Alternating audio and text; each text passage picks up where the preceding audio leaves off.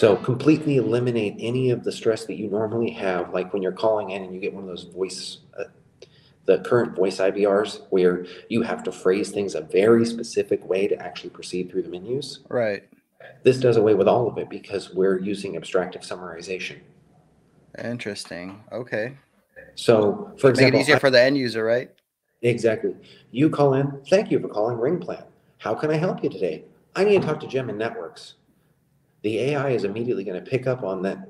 One, you need to talk to the networks team, and two, Jim works in the networks team. Mm-hmm. Hold on a second, I'll transfer your call, and it transfers you to Jim's cell phone. Okay, yeah, that's actually really interesting because it also opens up new doors, right? Like, can the system potentially also recognize when a customer is upset? The upset customer portion is actually something that we built first, because there are groups of people who do not want to deal with an automated assistant, period. Mm-hmm.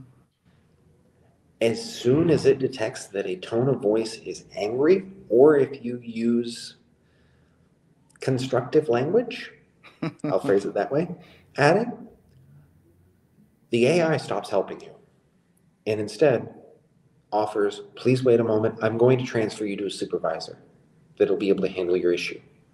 And you get a human.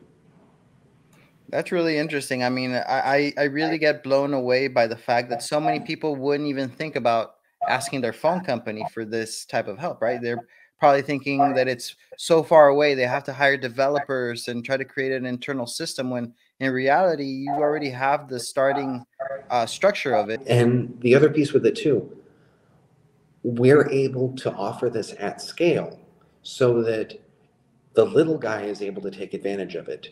If I'm a local business, one location, I've got 10 employees, right? But we handle a lot of phone calls.